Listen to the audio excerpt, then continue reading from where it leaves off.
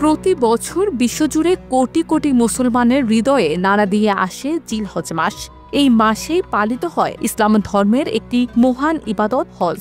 পবিত্র কাবা শরীফকে কেন্দ্র করে হাজারো বছরের পুরনো এই ধর্মীয় আনুষ্ঠানিকতা এখন আধুনিক ব্যবস্থাপনার মধ্যেও ধরে রাখে এক অনন্য আধ্যাত্মিক আবহ। হজ অর্থ ইচ্ছা করা বা উদ্দেশ্য স্থির করা।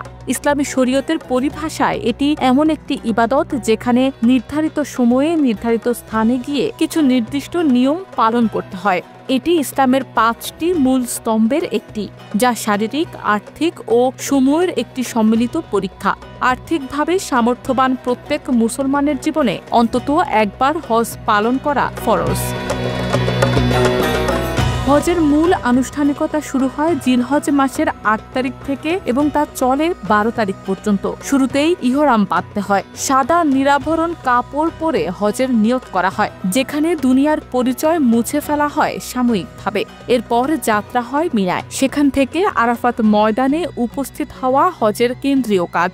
আরাফাত থেকে ফেরার পথে রাত যাপন করা হয় মুজদালিফায়।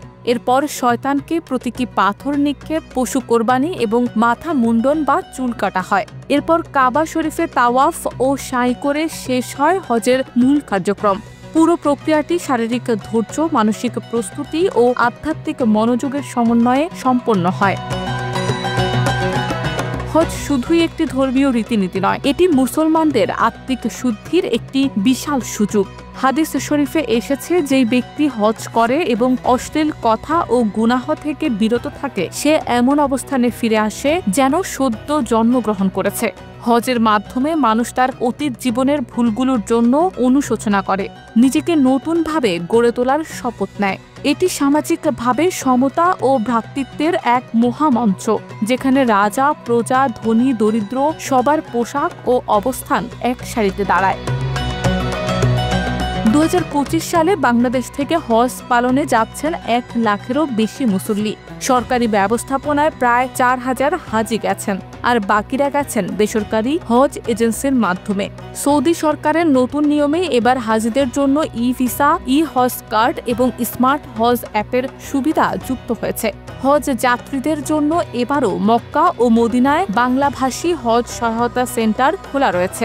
বাংলাদেশ থেকে হজ ফ্লাইট শুরু হয়েছে মে মাসের মাঝামাঝি থেকে। বিমান বাংলাদেশ ও সৌদি এয়ারলাইন্স মিলিয়ে ফ্লাইট পরিচালনা করা হচ্ছে। হজ যাত্রীদের স্বাস্থ্য সেবা নিশ্চিত করতে মোতায়েন রয়েছে বাংলাদেশ মেডিকেল টিম এবং মক্কা মদিনায় বিশেষ মেডিকেল ক্যাম্প। এবছর প্রথমবারের মতো হজে গেছেন অনেকেই, আবার অনেকেই বছর পেরিয়ে এই সুযোগ পেয়েছেন আবারও। তবে সবার হৃদয়ে একটি প্রার্থনা, এই হজ যেন কবুল হয় এবং হাজিরা যেন ফিরে আসেন সুস্থভাবে, নতুন মানুষ হয়ে।